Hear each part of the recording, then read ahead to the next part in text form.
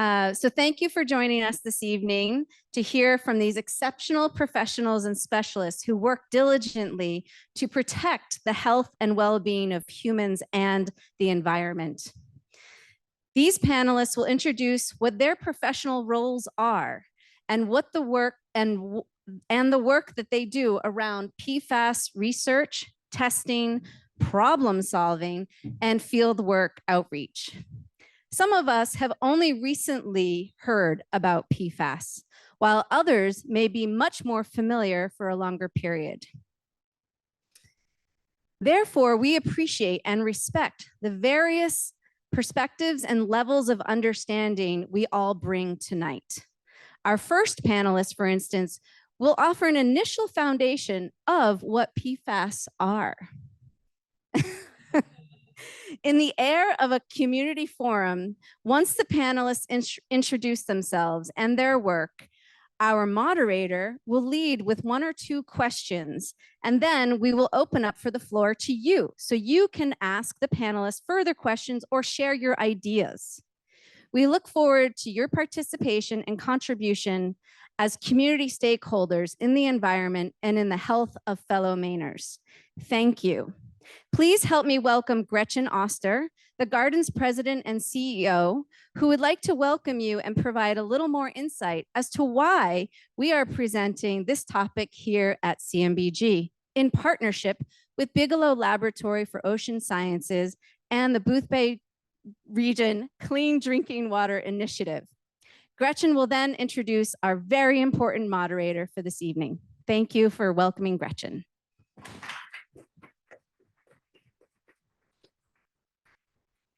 Well, let me start by thanking Irene. Can you all hear me? Yeah. Irene leads our adult education programming, and she has tirelessly pulled this whole thing together. So thank you, Irene, for that. I'm actually very much looking forward to this panel. Before I start talking about the panel and why it is that we wanted to host this tonight, I just want to take a minute. This whole topic, right, about PFAS is ultimately connected to the land. And I just want to take a moment to acknowledge this land that we're on right now, this beautiful place that grows these plants. And the gardens is the traditional homeland of the Wabanaki people.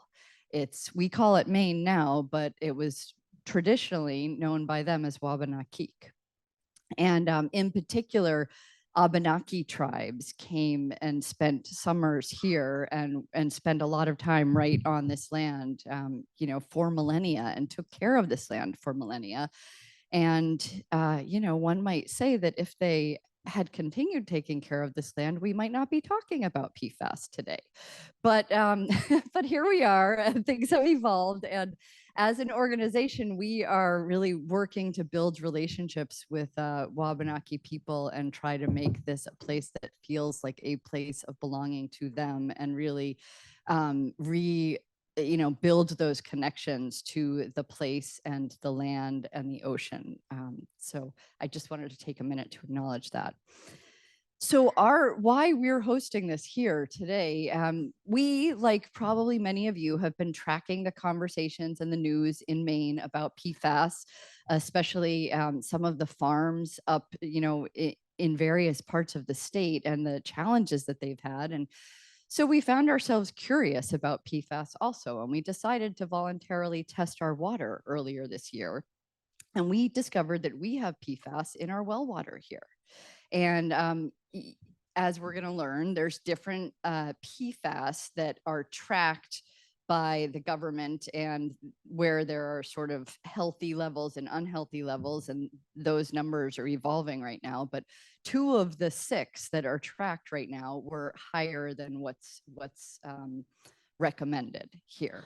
And so as soon as we got that news, that led us, and me in particular, to talk to almost everyone on this panel, have conversations with them, and read a lot of different things. And some of our other staff that are in the audience also were doing lots of research and trying to understand. We had a lot of questions about, well, what does this mean for us, for our guests, for the plants, for the land, for the soil? And we had ideas about maybe what had caused it, which we're now thinking they weren't actually accurate in terms of what had caused it. We don't know what causes it exactly. I mean, the groundwater moves around. So, but it just made me realize that there's a lot that's not known about PFAS, and there are some really talented, smart people right here in this state that are working really hard to learn more about it.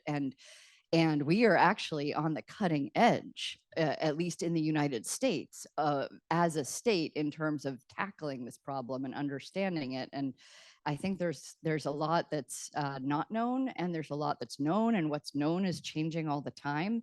There's a lot of really interesting research being done. And so I'm very grateful to all of you for joining us, and I look forward to hearing what you know and what you don't know and what you're learning about. And so I hope that you all will ask questions. I think it's a very safe place to ask all sorts of questions, so please do.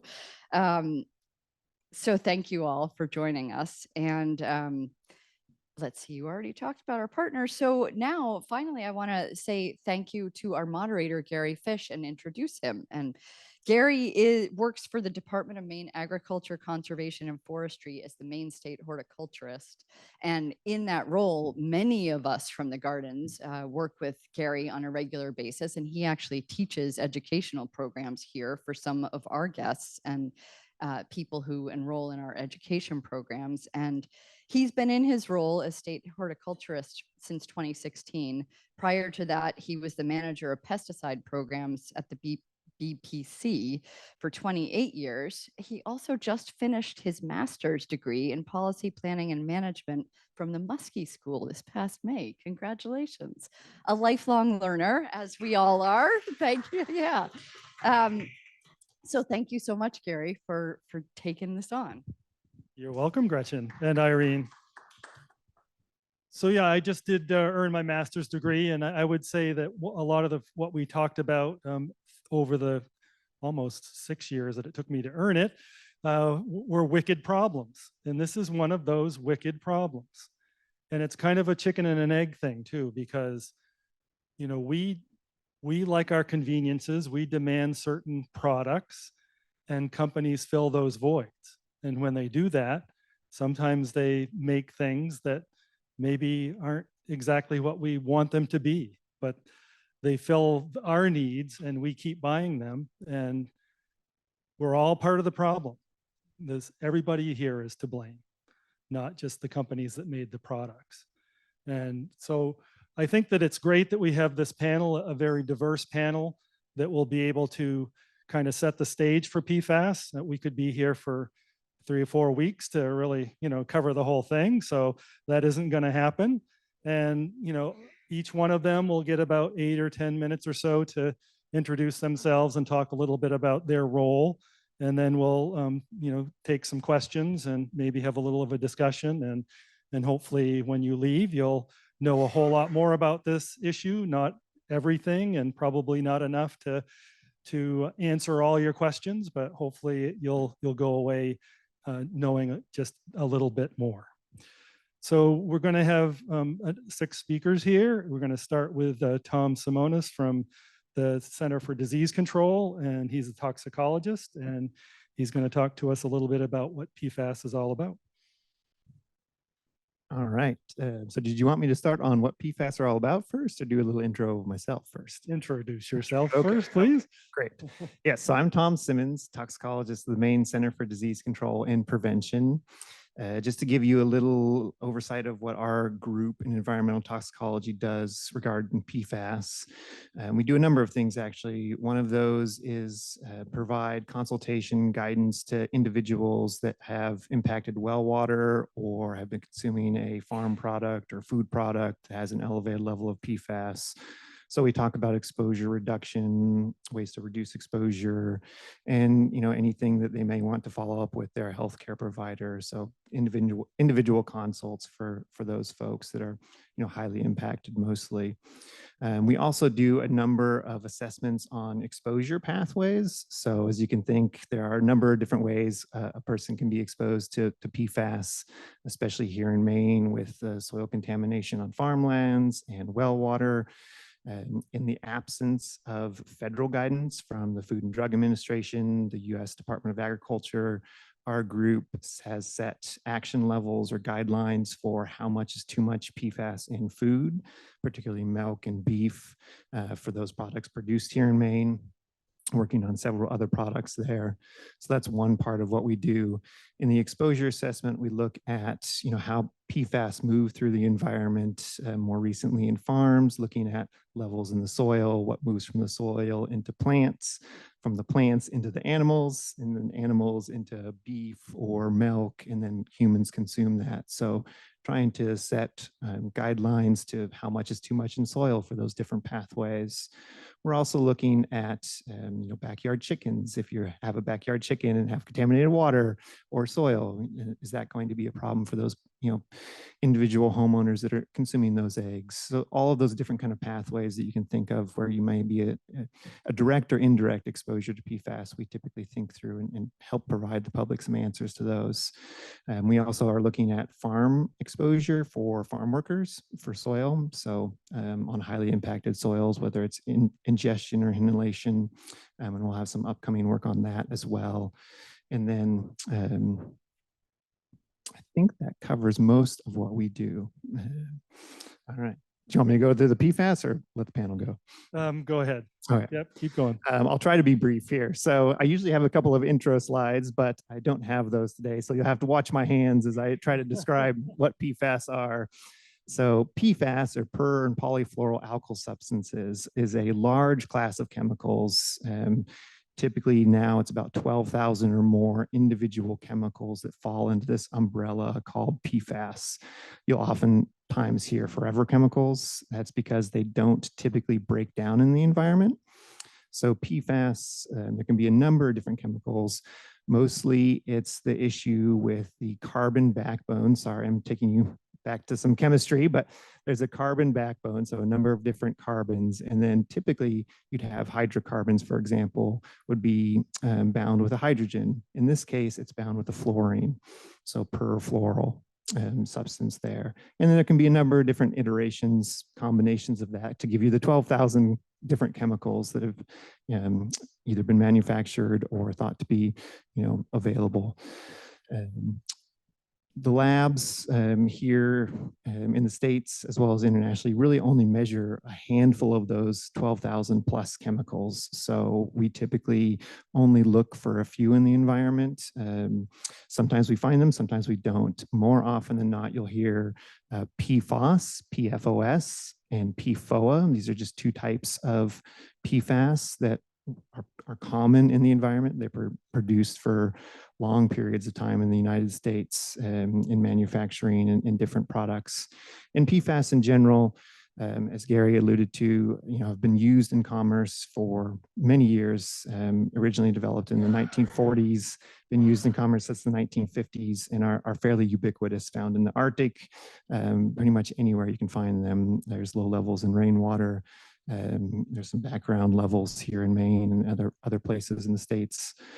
So they're ubiquitous all around us. When we measure in soils and different water or different matrices or medias you might hear tonight, that's just a word for different types of products. We're looking for a particular set, 28, sometimes 40 of these PFAS. And then some of these have health risks associated with them. Some of them are lower health risks. Some of them are higher health risks. We know more about some, we know less about others. So it's an evolving field with this small set that we know about right now and are measuring in the environment. So I think it's a challenge for all of us, but hopefully we can provide some answers for you, for your questions, and give you some more background. All right, well, thank you, Tom. So now we'll move over to Molly King. And Molly works for the Bureau of Remediation and Waste Management. She's the Director of Technical Services at the Department of Environmental Protection. And she's going to talk a little bit about drinking water and things like that, I think. Sure. Yep. You guys just heard one of the best, most practical explanations of PFAS ever. So, yeah. Yep. As Gary said, I'm Molly King. I'm from the Department of Environmental Protection in our Bureau of Remediation and Waste Management. And that's our whole department is tackling PFAS right now. But I feel like our bureau's in the news a lot. So we have a lot of initiatives around PFAS. I can't go into detail about every one. We'd be here longer than an hour and a half, but I thought I'd give you a bit of information and just updates on our statewide soil and groundwater investigation around licensed sludge and septic sites. A lot of folks are interested in that and give us calls about it a lot. So, but I could answer questions on just about anything or try to. So we've been involved with PFAS for around 10 years at the department, but obviously it's been up in the news for a while. The public law, the Act to Investigate PFAS, that's what I'm going to talk about here. So, you know, you might ask, like, why are we really focused on sludge and septage? You know, it gets into the environment in many ways. So how does it get into that? I don't know if folks want to hear a little bit about that, but if you think about it, we've been hearing about the industries that use PFAS in Maine. Some industries around the country, you know, manufacture PFAS. Industries use it, folks use it, we all use it, as Gary explained. So when we use it, it goes into our waste stream, and that waste stream goes somewhere, and it usually goes to wastewater treatment plants, or it can go to septic tanks. And so there's a lot more that goes on, but usually you end up with two parts. You've got a water that gets discharged out into usually our rivers in Maine, and you have a solid, and that's the sludge, and that can be used to be able to beneficially be reused, could be made into compost, it could be disposed of, so it has to be handled. So for many years, since the 70s, the department's been licensing this activity. This is was a beneficial use to use sludge and septage on fields, often farm fields. You're going to hear Megan talk a little bit here. And it added nutrients and moisture and good things to the soil. And we tested it for just about everything under the sun that we knew to test it for. And this is why PFAS is called an emerging contaminant. We're learning more about it and the possible effects on the environment or public health. So now we're looking at it, and it was a legal activity. It's no longer allowed. The sludge is no longer allowed to be spread as of August 2022, I believe. Septage can still be land applied at licensed facilities. So because it was licensed, we did have information and documents and maps. So we had an idea of where everything was. So the legislature about 2 years ago, set this goal for us to investigate all these sites. Does anybody want to take a guess how many? It'd be a guess because we're still adding more, but it's over 1,000 sites that we've been tasked with, and we were given a few years to do it. So unprecedented. We were given 17 positions to do this. Not all of them ended up in our bureau, but we've got project managers, field staff, geologists, engineers, chemists, data managers, GIS specialists working on this in our agency alone.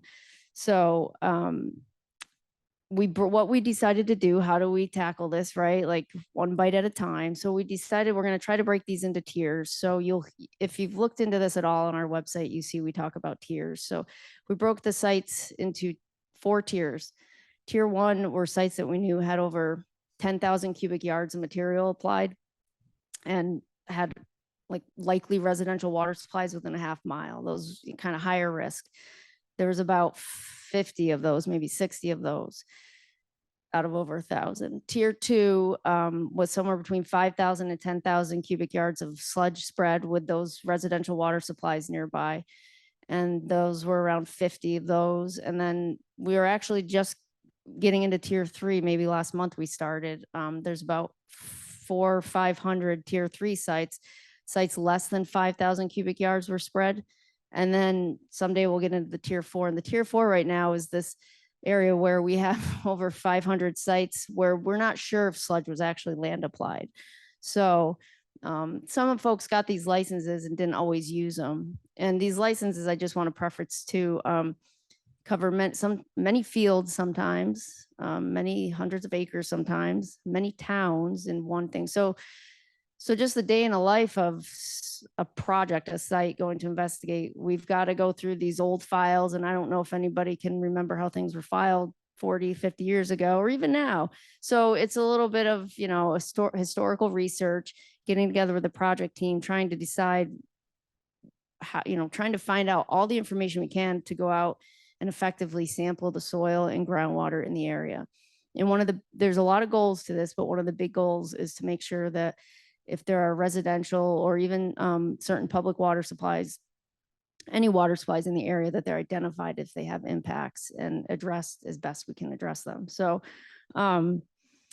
sometimes when we find water supplies that are impacted, we work to put filters on them. So these sites kind of don't go away. We have to maintain these filters. We have to sample them and keep working with homeowners. When we're at somebody's home, we're usually there for a while. So have you guys been able to hear me? I feel like I just made this louder. Okay. Good. So we've completed around 110 of these investigations. When I was thinking about this and I thought 2 years, I said, that seems like a long time, but it doesn't feel like a long time. So 110 completed, that doesn't mean we're done with all of them. Like I said, a lot of times we have to continue to go back, new homes get put in, new wells get put in. We have to maintain these filter systems. So we've sampled over 2,200 residential water supplies.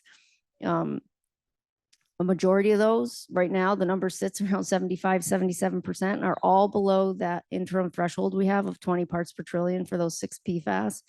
So the other 23% are over 20 parts per trillion. And most of them are between the 20 and 100 parts per trillion. But if you've looked at the news in Maine, Maine's got some pretty high concentrations in residential water supplies. We've installed, so there's, I want to say, close to 400 water supplies that are impacted, and we've installed filters or are working to install filters on all of them.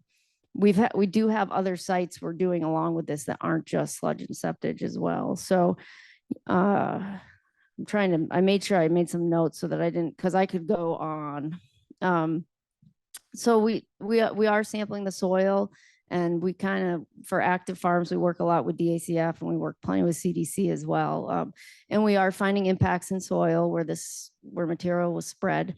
Those 2 compounds Tom talked about, PFOA and PFOS, that's mainly what we see in the soil. And the median value is around our background value in Maine. Obviously, there's going to be some higher areas as well and some very low areas, but generally it's around this 1 part per billion threshold that we see. So going back to that ban on sludge, because you might be thinking now, where's it all going, right? Or maybe you know where it's going. So generally these days it's going to a landfill. That's a big strain on our facilities, on our treatment plants, on folks that have sludge. It's a big strain on the landfills. And you probably heard of the sludge crisis in the news. And I did read in the news that the sludge crisis was over, but from our perspective, it's not. But there was a time where a lot of it was going, you heard it was going to Canada and out of state. And some of it still is here and there, but a lot of it, our landfills are able to manage and handle for now. And right now the department's involved with a study with some of the facilities as well. How am I doing on time? Okay. Taking place, we're reviewing the current capacity of our landfills, actual volumes generated of sludge and septage throughout the state, and researching technologies that can be used to manage it, dry it, destroy the PFAS. Obviously, there's a lot of effort going into this stuff, and it's constantly changing, and not a lot of the technology is all really well played out, but it's being explored and it's being considered. So we're going to be reporting to our legislature, our department is in January, about this report that we're working on, that we're working with some outside consultants on. We're also testing landfill leachate from any landfill that manages and collects leachate. It's around 20 landfills, maybe, or 24. We're going to be reporting to the legislature on that and making any recommendations. We've been collecting data for a few years on that. We also look around closed landfills. What we call closed landfills at the department are like the old town dumps, right? They got covered back in the 80s and whatnot. So even before this land spreading investigation started, the department was already looking at groundwater around these old landfills, knowing that industry put a lot of waste in them back in the day, and they weren't lined, they weren't well-engineered structures like we have today at landfills. AFFF, aqueous film film forming foam. That's why we call it AFFF. That's something that historically has contained PFOS, and we have plenty of impacted remediation sites from that. We have Department of Defense sites that have that kind of impact, but also we are responding when we get reported of foam discharge, for public safety. Firefighters still have to use this sometimes. So when it gets reported to us, we do investigate the sites and make sure there's, check to see if there's any water supplies at risk, things like that. We're constantly still researching, disposal options, treatment options, destruction options, trying to get a handle on where it is. It sounds really goofy, but that's what we're trying to do, is identify where PFAS is in the state so we can wrap our heads around it and figure out what to do with it and at least consolidate it. Other You work can finish up now. I will finish up, but we have a water bureau that's doing a lot. And they're working on discharge stuff. And we also have a PFAS and products group that I'm not too involved with, but I'm sure there's going to be some questions about that. So, and I'll end it there. All right. Thank you, Molly. Here's Megan. So next speaker is from my department, the Department of Agriculture, Conservation, and Forestry. So Megan Hennessy is the Director of PFAS Response. And some of this kind of started with dairy farms and got the ball rolling. So the department's been involved in this for quite a long time. So go ahead, Megan. All right. Thank you, Gary. Yeah, as Gary said, dairy in Maine was one of the things that I think caught a lot of the public's attention and the legislators' attention. And they decided to support both DEP and DACF with some funding dedicated to investigating where PFAS are and the impacts. So we didn't get quite as much staff as DEP, but we did get a lot. Most of my team was hired in 2022, including myself. So we're fairly new to the PFAS team relative to some of the folks like Molly that were there at the very beginning and scrambles there. But we now have 3 field staff and 3 office staff, a contract veterinarian and a contract dairy specialist, who are sort of part of this response team. And our goal is to identify PFAS contamination in commercial agriculture, pursue strategies to reduce or eliminate the compounds, and providing technical and financial assistance to farms who are working through that process. So one of the big things that we have learned and proven, I think, is that as challenging and scary as PFAS contamination is on a farm, it does not necessarily mean the end of farming at that location. There are ways that we can adapt at most locations and continue producing safe food. It's not easy, and the financial support that we can offer them to bridge that time between discovery and a path forward is really vital. And it's something that really is leading the nation. And there's a lot of other states that will reach out to our team and ask what we're doing and how they might think about if and when their states also look at PFAS in agriculture, how they can try to support their economies as well. So one thing before I forget to mention, Tom and Molly are also obviously part of the state. One thing that I found really great coming into this is how interwoven all of our agencies are. I think state government can certainly be guilty of having silos. And one thing with PFAS is we have all reached out to each other and communicate all of the time. Caleb is going to speak on MOFGA, and they're one of the third-party entities that have also been partnering with us and have been completely vital to supporting farms.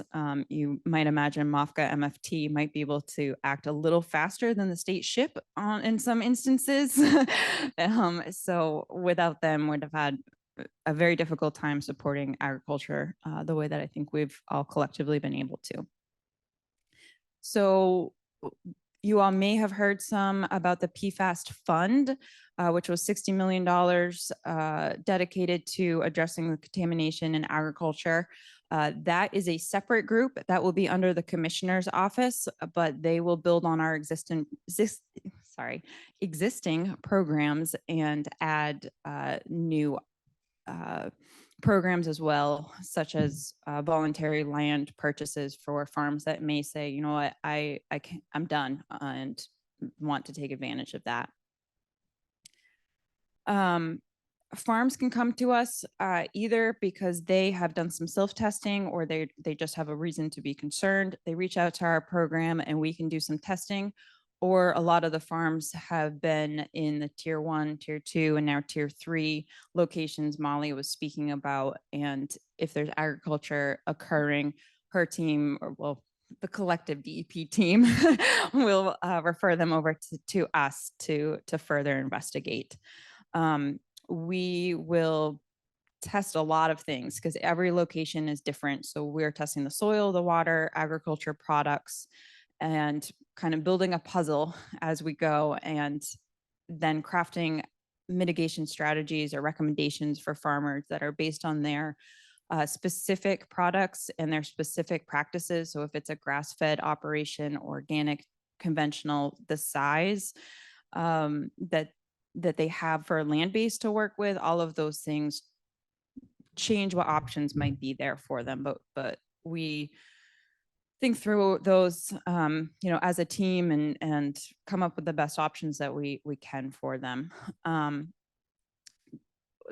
This process can take a long time. Testing at laboratories is slow turnarounds, and the options might be expensive to implement. So we have things like the income replacement program, which MOFGA MFT have been vital in. Water filtration, like Molly spoke to, DACF can kind of upsize those for agricultural production. We might be able to identify a change in cropping. So some plants will absorb more PFAS from soil and water than others. That kind of referred to that the transfer factor.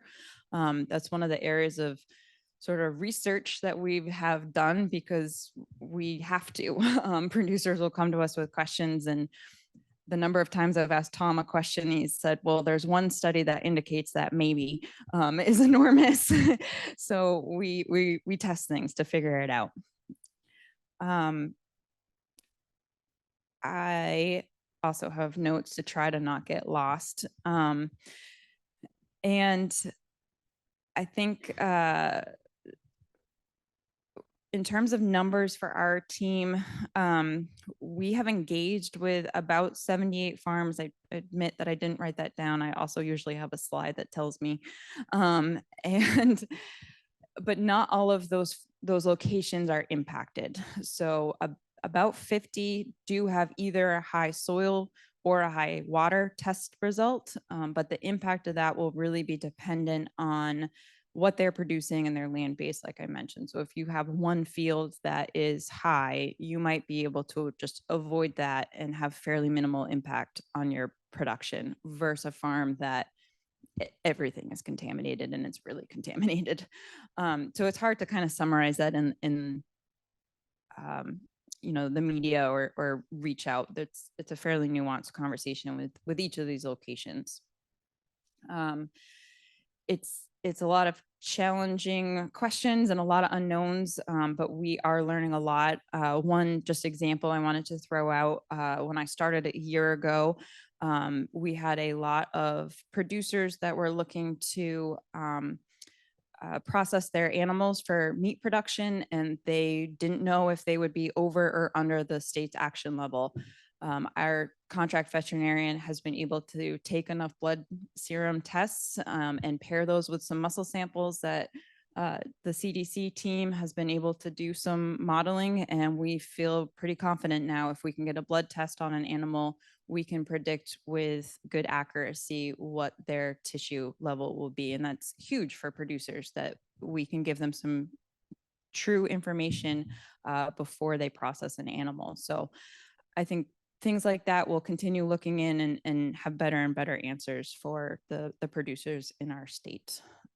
And I think with that, I'll turn it over and wait Great for some timing. questions. Perfect. All right. So our next speaker is going to be, well, it was going to be someone different, but we'll go with, okay. So Caleb is going to go next. Yeah. That was what I had down. So Caleb Goosen, he's the crop and conservation specialist for the Maine Organic Farmers and Gardeners Association. We work together on the Integrated Pest Management Council, which you may have seen a slide about that earlier. And certainly he gets fields a lot of questions about PFAS. Yeah, so clearly I'm the agent of chaos. I have no notes and I didn't sit where I was supposed to for the order.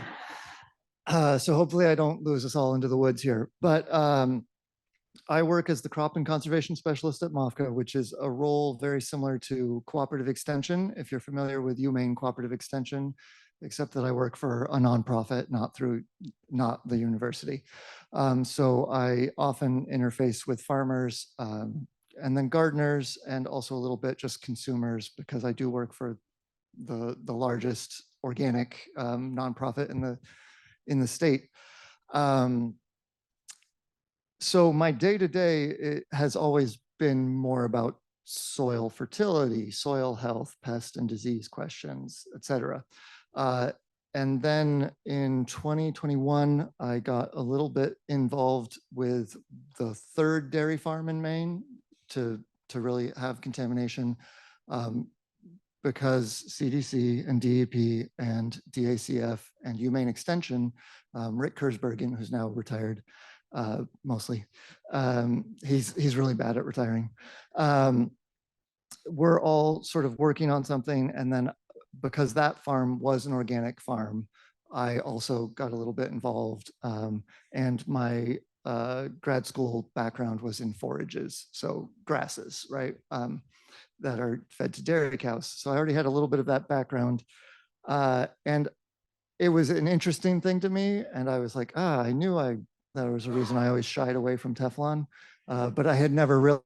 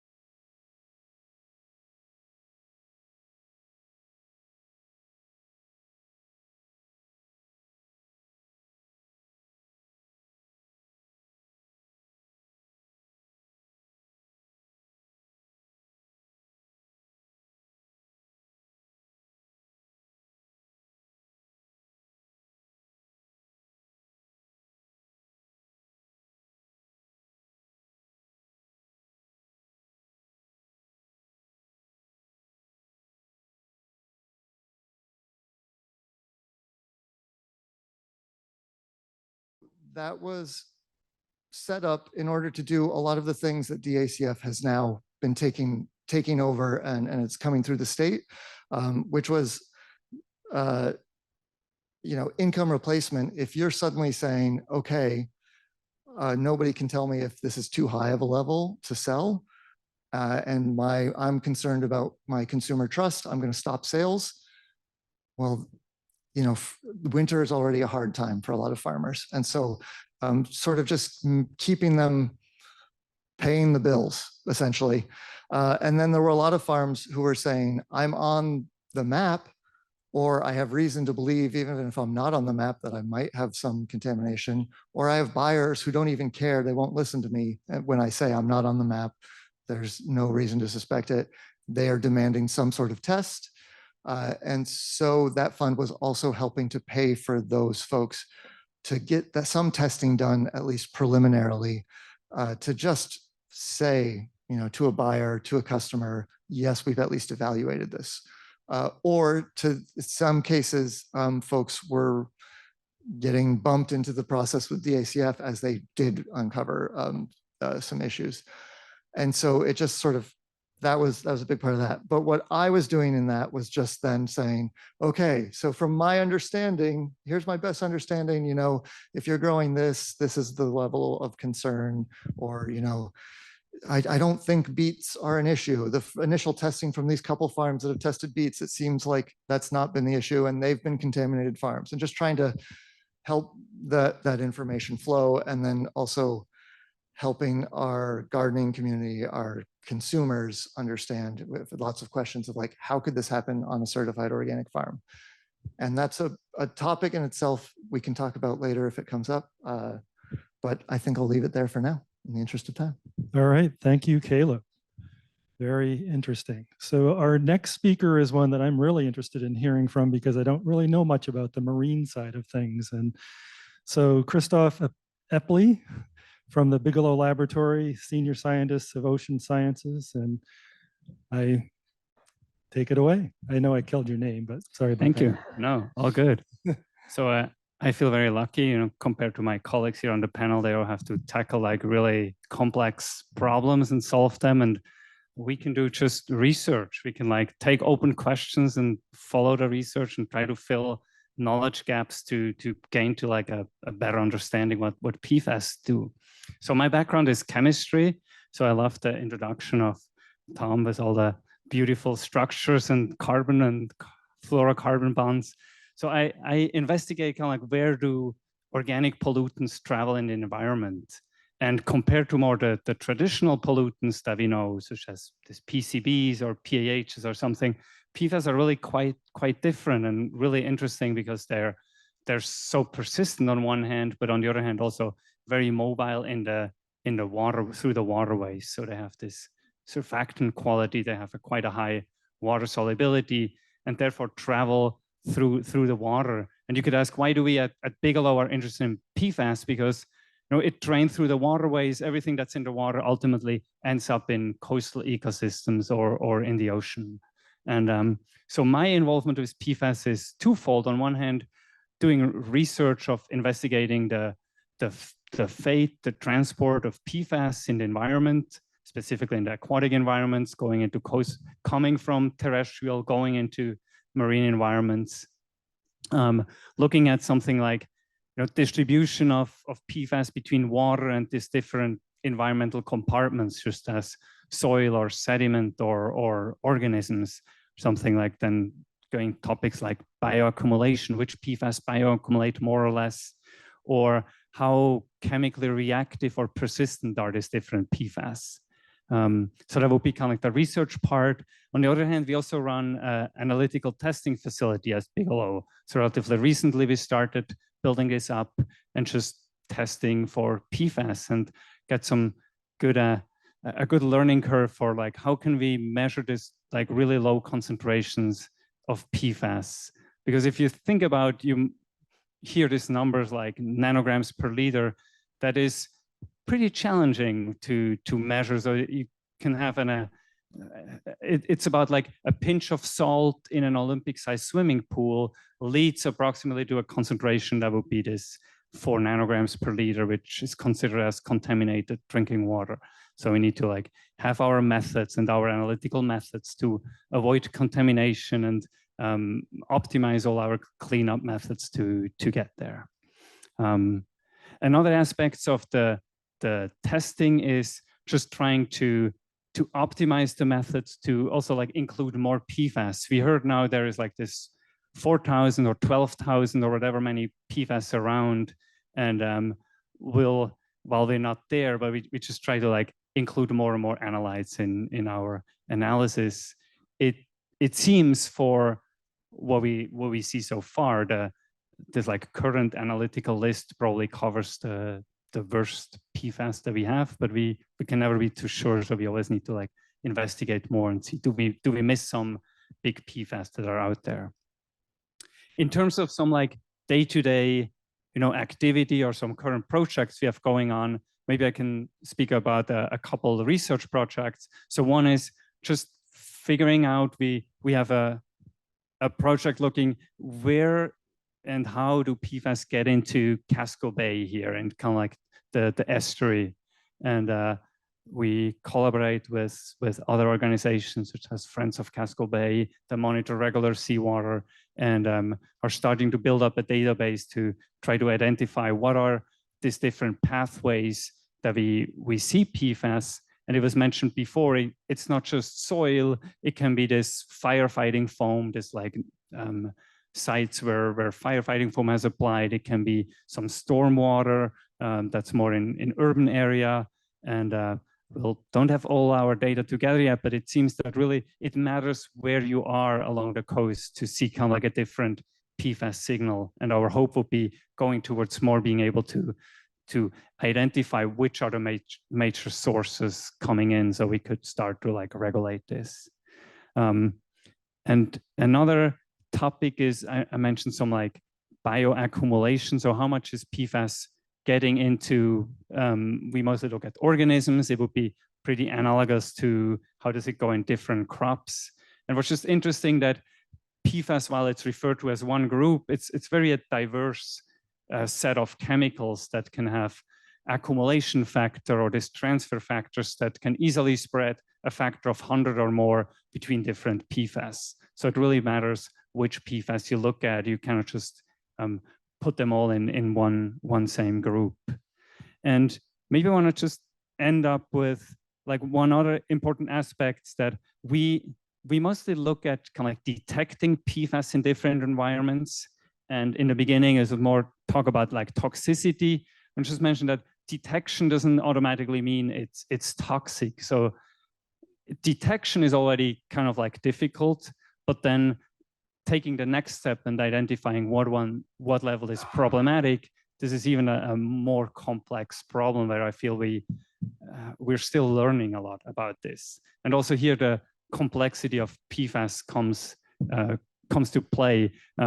While we have quite a lot of data of this 2 PFAS or 6 PFAS that are mostly looked at, there is still a lot of unknown about what are safe levels for all the other 40 PFAS or 100 PFAS that are around.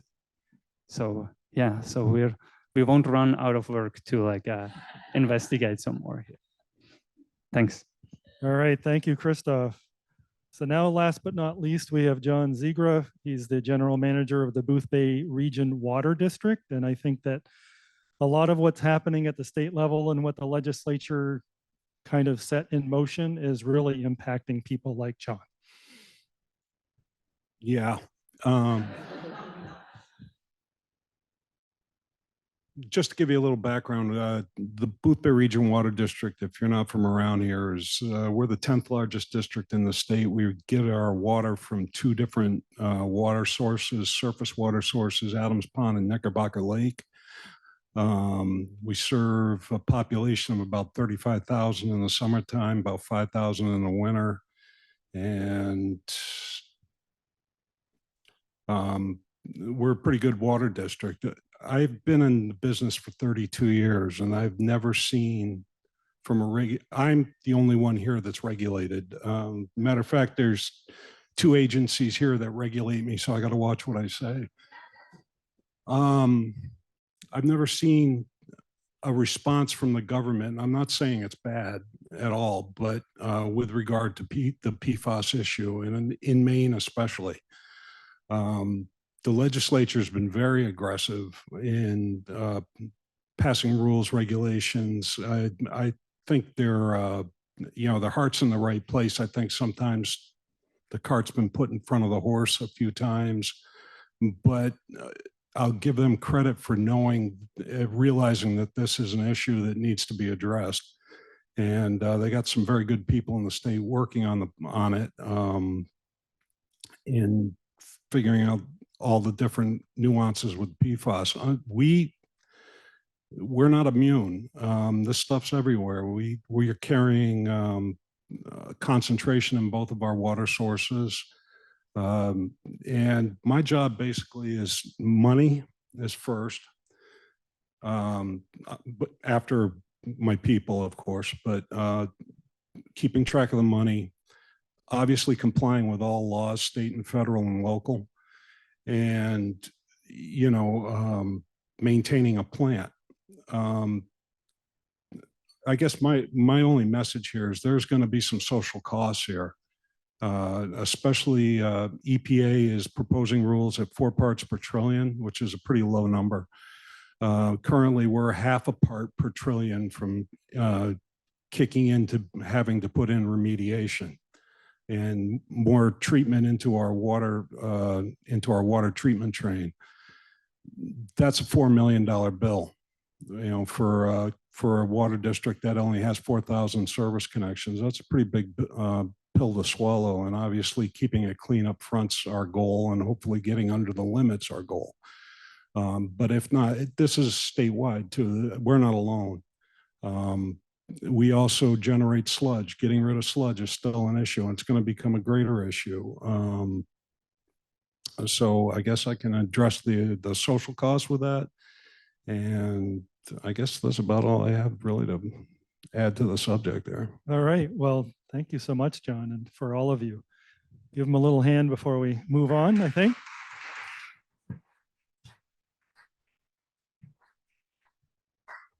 So you've left us plenty of time to have questions, and I guess I'll start out with a couple. First, having worked in the pesticide business for 28 years before I became state horticulturist, there were a lot of times where people wanted to lump chemical families together and make broad statements about those families. So in this situation, you keep hearing forever chemicals, forever chemicals, forever chemicals. Well, how do these forever chemicals compare to DDT, PCBs, dioxins? Are they actually moving up through the food chain the way that DDT, DDE did? And what is their actual persistence compared to that for some of the worst PFAS? I realize it's all over the place. So who wants to take that one on?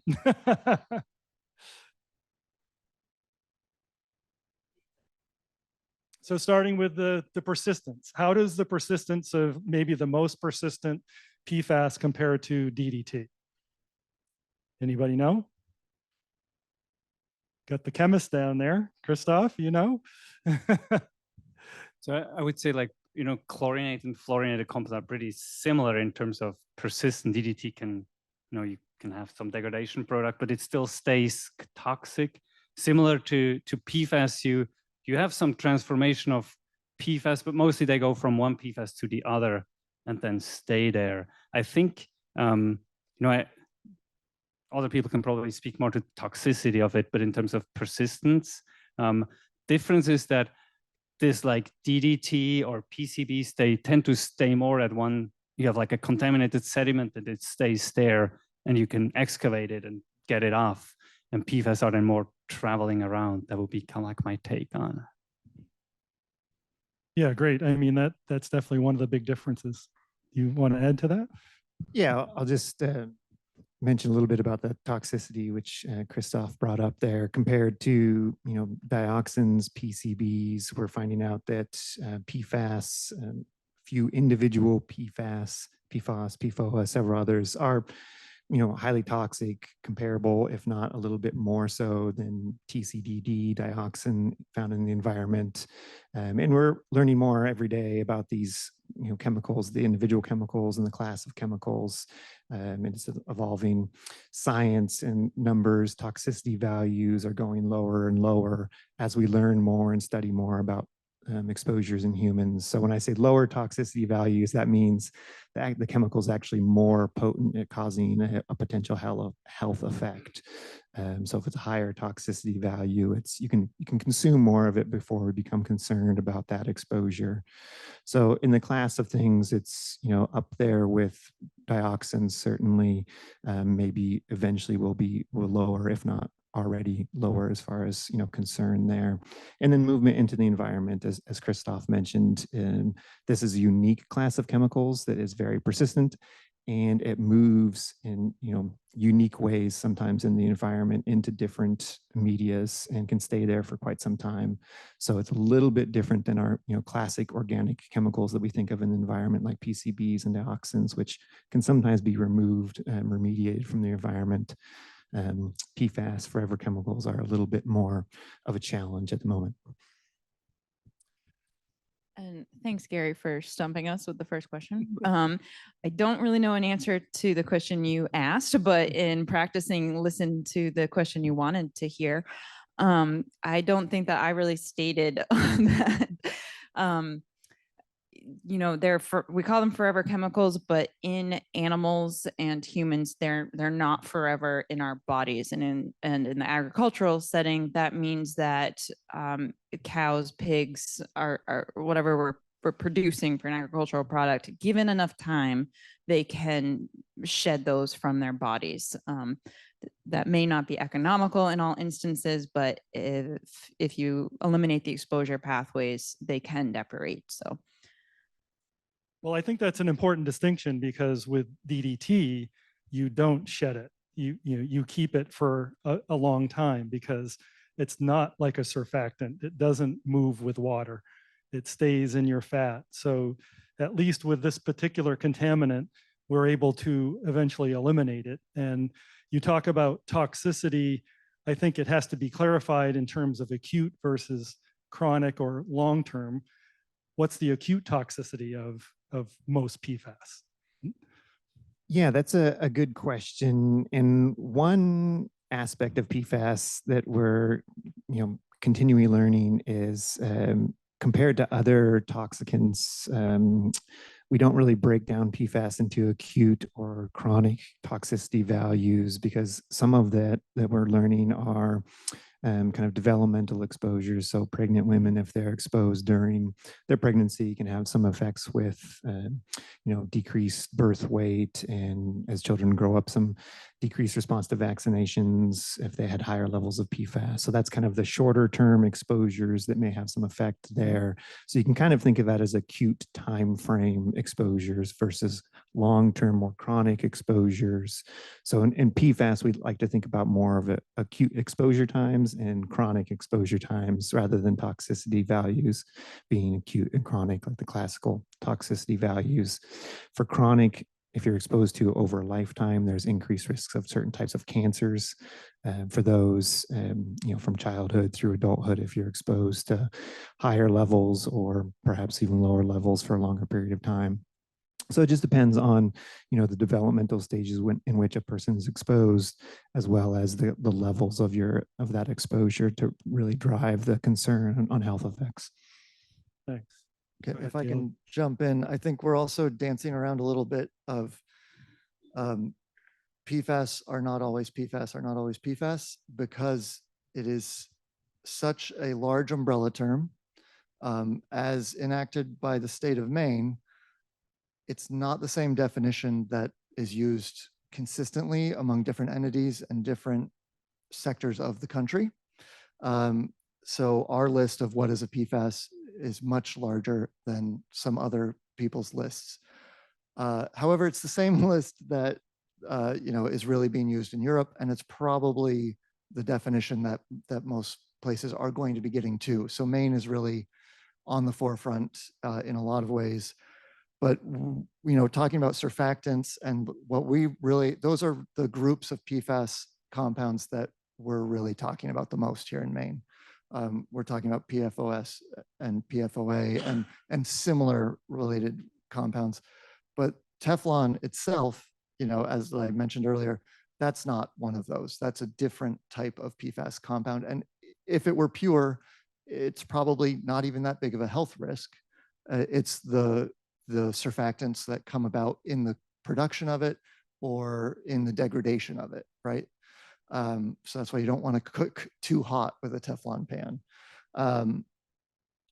And so that gets into a lot of how Maine is legislating PFAS. As we talk about it as a class, it's taking very much a precautionary approach, saying that we're lumping all of them together.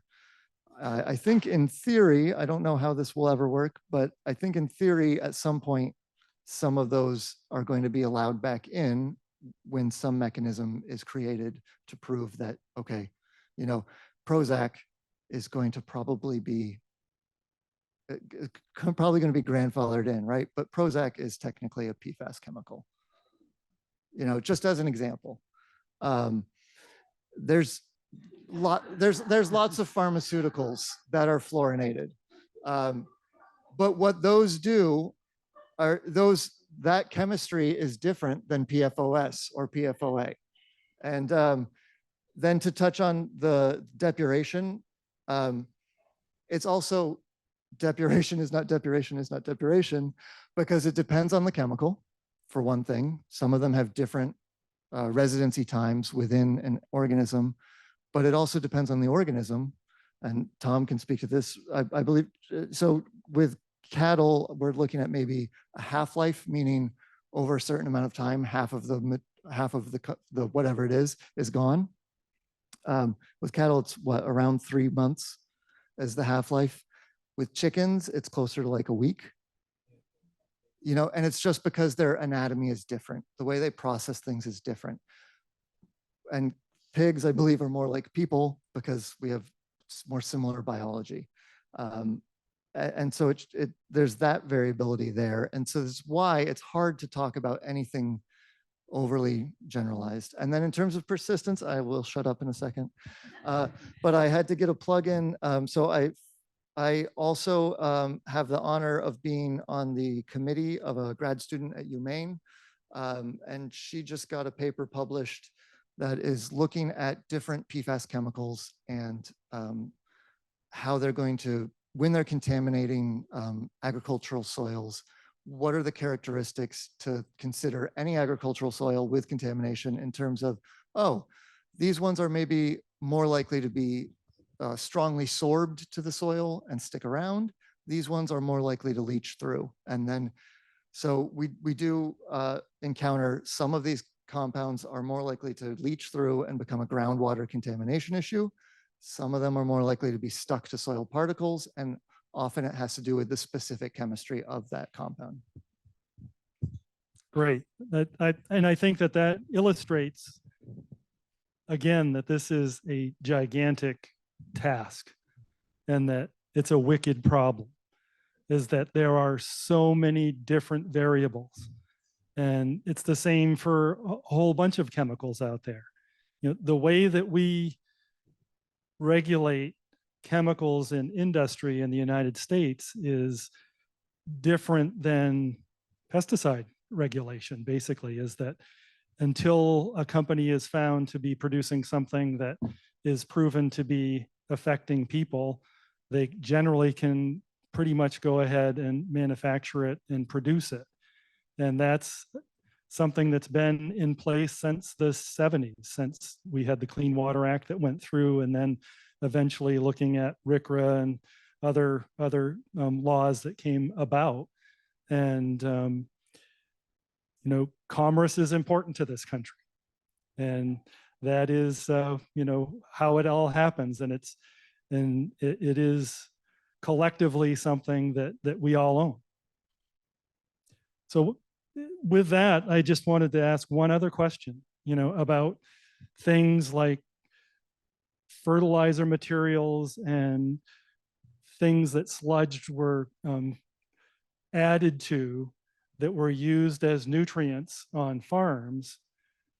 What's going to happen with all those nutrients in the future? When are we going to get back to the point where we can still utilize those nutrients instead of throwing them into, you know, landfills, which eventually get filled up or leak or become a problem? Any great answers on that one? The DEP for that. No, that is a loaded question, Gary. I don't know, but we do keep that question out there. Can this be done again? Can we land apply these nutrients, you know, to farms and land? Can we use this product? I don't have an answer at all. I didn't expect you would, Right. but I don't know. I just thought But that it sits might out be there. a few comments. Yep. that's my comment. It's out there. We still think about it. It's kind of hard to imagine right now with the impacts that we've seen on the public and farms and industry and whatnot, but I bring it up It is a because shame. it's a connection to all of us, yeah, because we all poop, right? We all pee, we all poop. speak for yourself. And it's got to go somewhere. And Yeah. is it better to utilize those nutrients and recycle them as opposed to trying to put them somewhere where we don't know what's going to happen with them? The only thing I would add is there are a lot of folks out there that are doing a lot of testing on different theories. I think Molly had alluded to that earlier, but none of them have really been proven at scale yet. But we are all cheering them on as regulators that they find an answer for all of us. Go ahead, Caleb. So this interfaces a little bit with the question about like, how did this show up on organic farms as well as non-organic farms? Just, you know, in sort of that approach to a lot of the tenets of organic agriculture are trying to close nutrient loops, right? You're trying to not, you're often opposed to the idea of, okay, synthetic fertilizer, put the nutrients into the food, put the food into the people, get rid of the nutrients and flush them away. However, the organic guidelines do prohibit biosolids or human waste applied to fields. And this is, again, part of the wicked problem part is that the farm that, you know, that really made things go, the vegetable farm that was very public and brought the issue to light, I think, for a lot more people. They had no idea that sludge had been spread on their farm. The farmer they bought it from probably had no idea that sludge had been spread on that farm. It was the farmer prior to that. And it's just the persistence of these. And so, you know, organic regulations, it's like a 3-year period, right, to get a conventional farm into an organic farm. And that works for most conventional pesticides.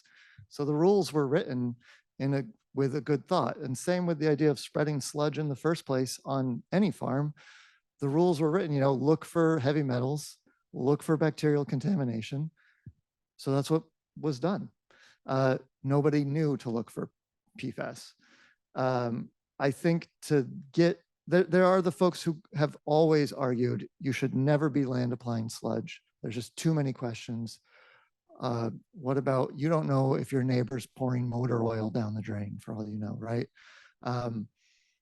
So there's that approach. But I do think in our ideal world, if we can make anything happen, if we're actually cleaning PFAS out of our bodies, if we're separating out industrial waste streams from human waste streams, you know, like your personal physical waste stream, but it's also your personal care products. It's knowing what's going down the drain. And really, it's that idea that you can just dump it and say goodbye to it. It's the same as throwing it in the trash and saying goodbye to it. It's still there. You just got it out of your house. So if that can ever be addressed, that's really what's going to have to make it work. Excellent.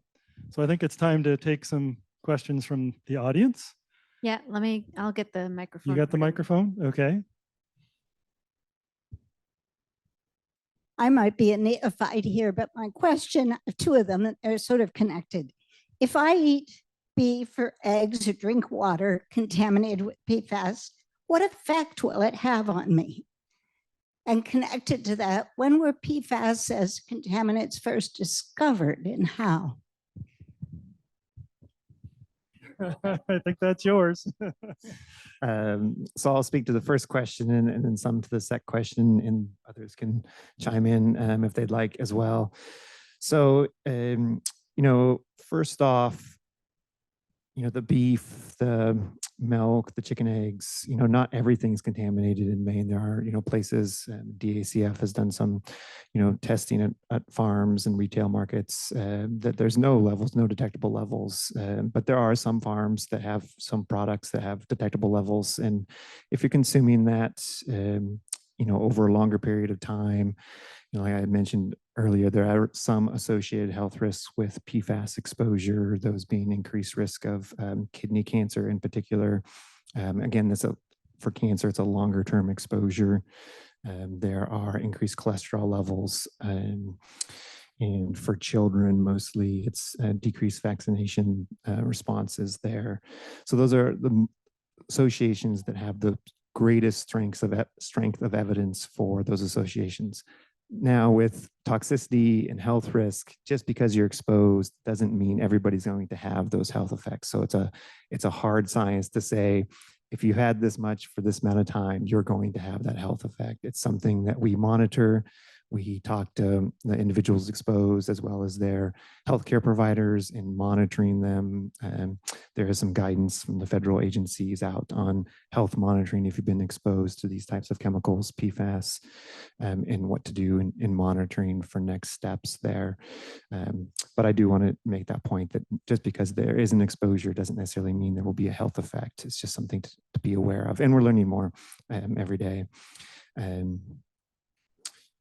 And then to the second question, and others may have some answers to this as well. So I think, they came into a chemistry in the 1940s and were started to be used in the 1950s. And 3M, DuPonts of the world used this, better living through chemistry type of, mindset there.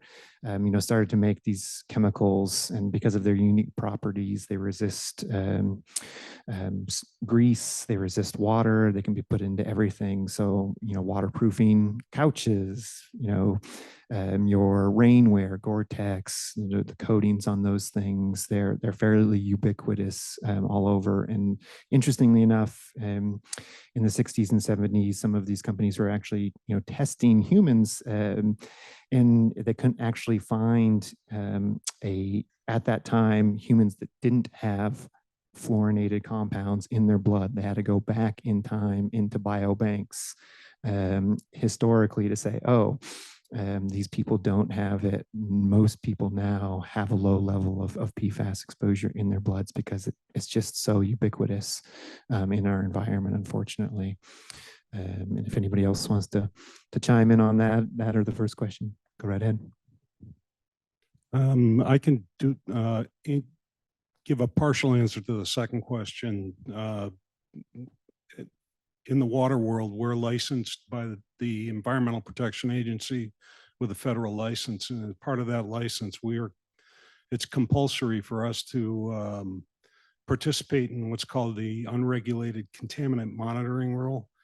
And what that means is they send us bottles every year. We have to test for really weird stuff, and most of the time, because they're targeting things out west or whatever, and they're looking for the persistence in the environment. And I had an inkling that this was coming about eight or 9 years ago, because that's when they were really heavy on, the compounds that we're talking about now.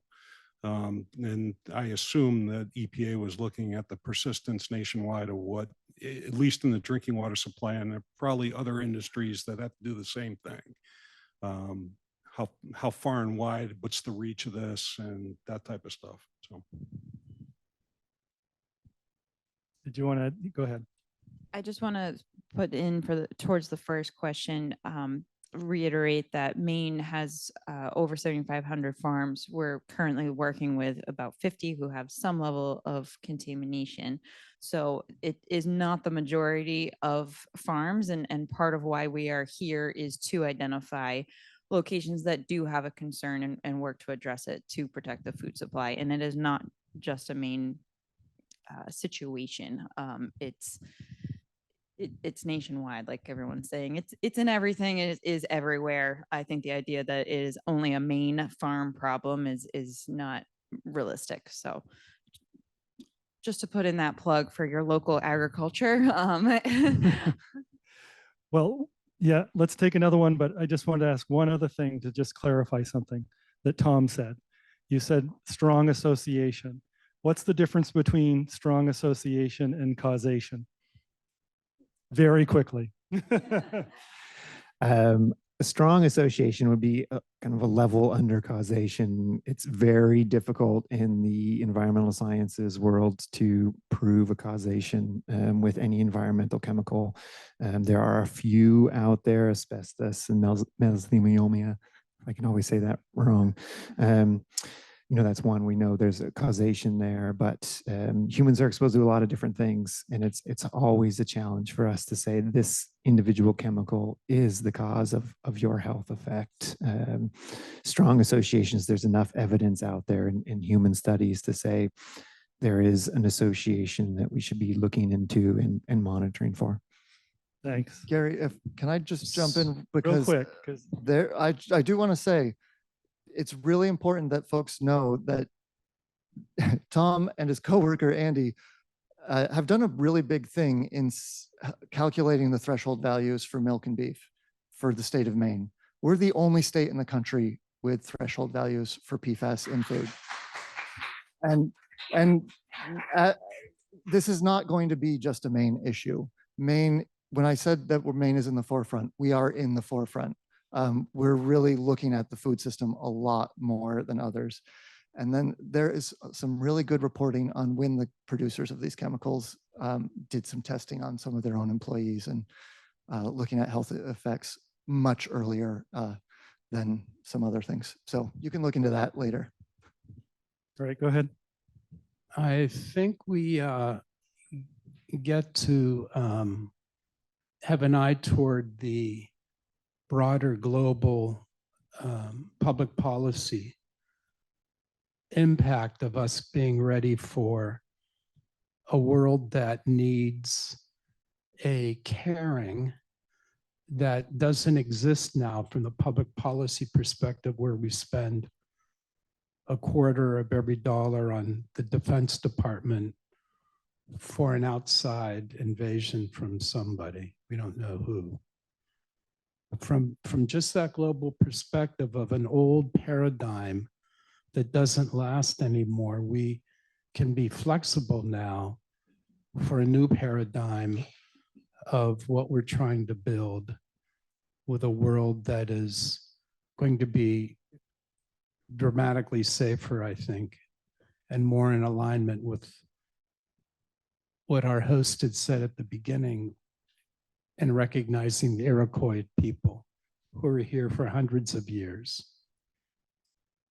That's just being available and flexible for us to consider how we have a world and a system that doesn't work for us. So now, if there were a real problem with PFAS, I think we'd have episodes of dramatic outbreak, wouldn't we? Like we had in industrial areas from where I come from in Pittsburgh or New Orleans or Houston, and we don't have that. We have a population that's living longer and healthier than previous populations, right? I mean, all things considered, not dealing with demographic statistics and that, but evidently we're not having an episodic experience of dramatic deaths and increase of illness due to these. So is that your question? What is your question? Would Thomas talk to that? Sure. So one thing in public health that we try to avoid at all costs is counting bodies. So certainly, chemicals in the environment, if they're at levels that are causing that, that's going to be a concern. More often than not, we try to set levels and think through things that are going to be very low and not cause these health effects for the general population. And in general, with environmental chemicals, I think there's a growing consensus that, although in the industrial modern age, we may be living longer, we're falling behind in some countries for our age limits and lifespan, and that may be due to ongoing low-level environmental exposures as part of that. So that's something to keep in mind. That although we do have a fairly robust lifespan in healthcare, and healthcare can be debated, but we just, as public health officials, try to keep things in perspective of lower exposures are always going to be a good thing. So if we're not counting bodies, that's always a good day for us, really. And so there may be, cases that do have areas where there are increased cancer rates due to potentially higher exposure of PFAS chemicals. So there are areas that we know in the States and globally that there are associations with that exposure and increased cancers and increased other diseases, and that's how we come up with some of these stronger associations. So it's a topic that can be certainly debated, but there is some scientific merit to what effects are out there. Whether or not that decreases our lifespan is, I think, an open question. Could I just mention, add something on to that? And it is really looking at health statistics. It is a very different life expectancy between people of color and low socioeconomic groups versus us wealthy white people. It's very different. So I think what you said is that point is well taken. And I hate to keep jumping in here, but this is one where I've been trying to decide whether or not how publicly to talk about myself as a guinea pig, because my family has been exposed. And so I am wondering, I don't think that I have necessarily a particularly higher rate of risk of cancer based on my exposures. But I do wonder if my two kids have effectively created the antibodies that they need to have created from their immunizations. And I just so I'm going to be wondering that. I'm wondering, do they need to get, vaccinated multiple times or later on in life, et cetera. And so that's not the same thing as me dropping dead tomorrow, but it's still an impact to our population. And then we also have just that scale of, we all have PFAS in our bodies right now. That's partially why it's going into sludge, even if it's not industrially impacted. But some of the farmers I work with have some of the highest levels in their blood of anyone in the country. So that's going to be a bigger deal.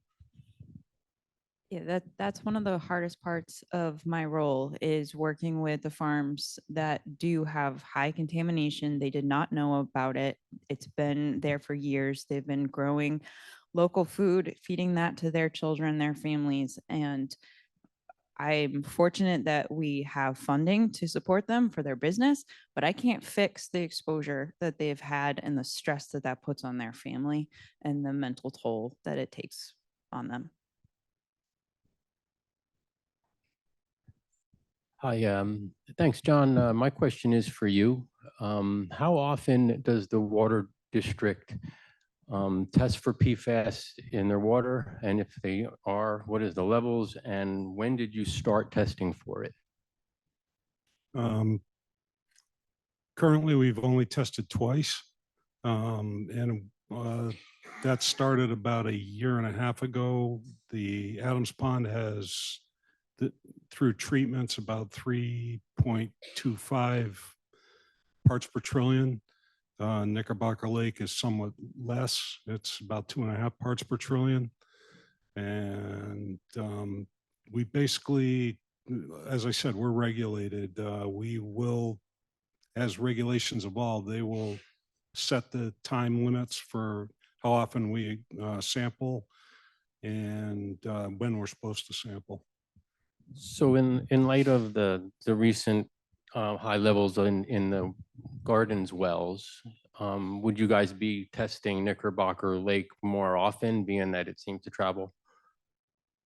We'll test it as regulated. I mean, that's pretty much all I can say. One thing I can tell you, though, is we just matter of fact, last night we signed an agreement with Bigelow Labs, who will be using us basically as a lab rat, and we'll be sampling not so much processes, but some of our resources for us on their schedule. So we're very, we're very conscious of the problem. Or that we have concentrations of it. And,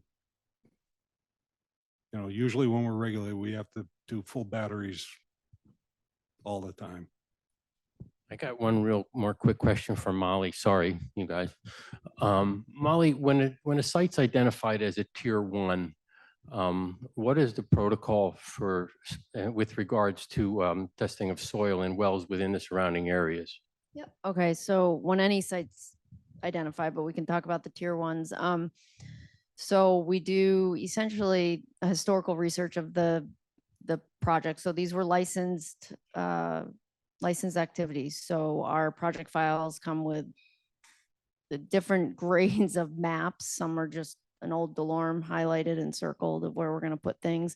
Some have stockpile areas. Some are very specific where material was spread. So we go through our project file, and what we have on file. Our project team reaches out to the property owner and asks for access and tries to get information from them as well. And our project team has to also reach out to everybody they determine to be at risk. It can start pretty easily by just looking at an aerial photo and thinking where you see private water supplies, where you see homes that would have wells. But then we go put boots on the ground and go knock on doors and try to get in touch with people, because we don't have a good way to reach out to folks. Folks do reach out to us, and we keep track of that, so that helps. And knowing how, it's hard to know how everything's going to travel until you do the testing, and we can't test every field at every site. The testing consists generally of every 10 acres, we pick a few 10-acre areas, and every 10 acres you do 10-part, they're called aliquots, a composite sample, collect some soil across the 10 acres, 10 pieces, put it in a bowl, mix it up, get rid of rocks and organic matter, and send it to the lab. And that's going to kind of represent, we're doing some more research on that, but generally represent an area of what the soil might look like. And then, like I said, we step out and look at the water supplies in the area. And generally we look within 1,000 feet. How many are within 1,000 feet? Just to go grab some. And then you get an idea if they're impacted or not. And sometimes you have to step out more and more and more and more and more. And sometimes you don't. Did that answer your question? Well, I think you also have to consider that water flows downhill, so you can predict where groundwater is going to go to some degree. So I don't know if you're uphill or downhill from Knickerbocker Lake, but yeah.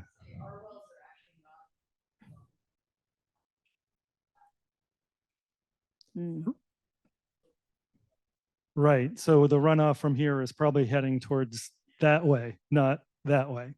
So it's unlikely that the contamination here would reach Knickerbocker. It is a very complicated structure underground, just so we know It is. how It is. contaminants Right. travel. And sampling using water supplies is complicated. And most water supplies are drilled, but we also have dug wells, correct, and springs and surface water wells. Right. Has there been a reduction in the industrial use of PFAS? Yes. Yes. Much of a reduction?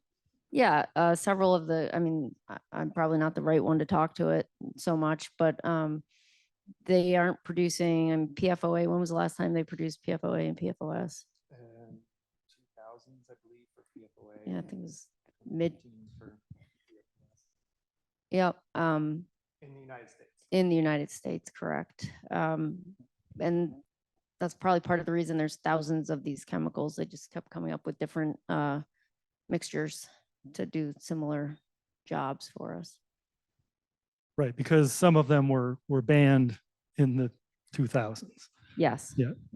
PFOA, PFOS. Those specific chemical Yeah. structures. I would say with that initial banning of like PFOS and PFOA, the actual amount of PFAS being used in industry. I don't know this for sure, but my understanding is that it wasn't really dropping, or it's probably actually continuing to increase as the economy was continuing to increase, right? But it was different PFAS compounds. And a lot of the movement has been towards shorter, smaller compounds that in theory are moving through bodies faster, and you could therefore be exposed to them with less concern, hopefully. But these are also compounds that haven't been produced for as long, and therefore there has not been as much opportunity for studies to have been done on potential health impacts.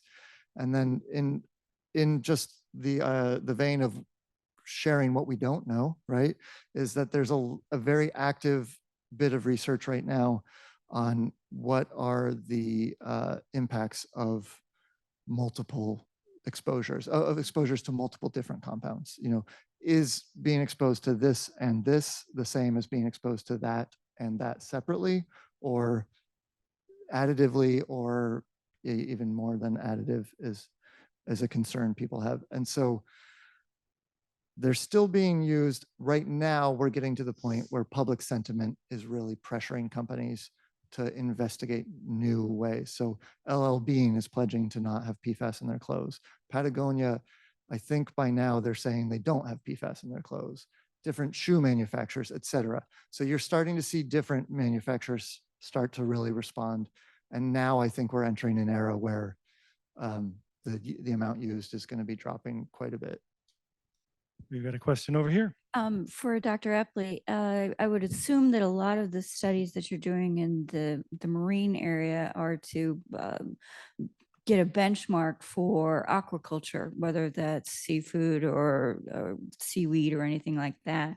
Has the state started thinking of when they want to look towards some type of a regulation for the marine aquaculture, or and is that one of the reasons why you're performing these studies? Thanks for the question. So I can't really speak to the timeline of regulation, but definitely doing like investigation in the marine system is just because the state did a great job of investigating the PFAS sources, which is mostly terrestrial. But we realize there's still a knowledge gap when it comes to the marine.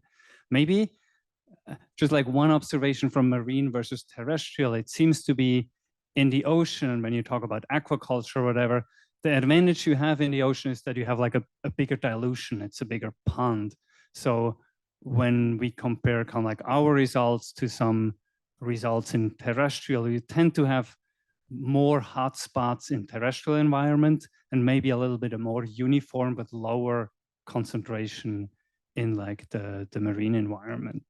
In terms of regulation, I'm not sure whether anybody wants to pick up here. I can't really speak to that. I'm not in our water bureau, but so I don't know that. But maybe what I could just say, so the DEP does this regular monitoring of toxin in aquatic organisms, and that includes some marine one, right? Yes, they do. And Tom actually works with them to develop those criteria for consumption and whatnot, and warnings. But and our water bureau is, I think I started saying, is initiating sampling of effluent. They have discharge permits, and that I think the feds are going to look to promulgate criteria for surface water for aquatic life, and then the state will have to do rulemaking to do that as well. So I believe it'll be coming, but I can't speak to it. All right, so we're a little past 6:30. We're going to take one more question. So back there. One more. Back there. You gonna get her? And then I would just like to mention that when we're done answering this question, please use your handouts on that green paper for your future resources that these individuals so kindly gave to you all for further questions that you will have. Is there a value for individual homeowners who have wells to test? Is there a value to test, i.e., are there testing companies that you would recommend, number one?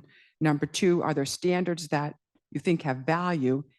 And number three, is there a way to remediate if a home well has a problem? Okay, so when you're asking about the standards, so Maine does have a interim drinking water standard of 20 parts per trillion for some of 6 PFAS compounds. In the back is a handout sheet. Well, there were, I don't know that I brought enough, but it's on our website for folks that want to test their own water supply. It's got a lot of useful links, such as links to labs that are accredited or approved to analyze for PFAS. Christoph can talk about that as well.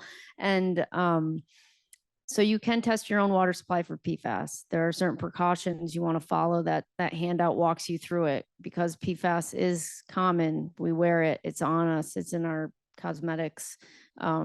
You have to be very careful not to contaminate it. And so we have instructions on how to handle it. So you can test your own water supply. I recommend you call me if you're going to do it, and I can talk about it with you. Then I recommend you call me when you get results. And so that 20 parts per trillion is a threshold. And if it is in there, there are what we call mitigation treatment. The DEP usually puts on whole house treatment for folks with impacted water supplies that have a source that we can identify. And it's effective. All right. Well, let's thank them all.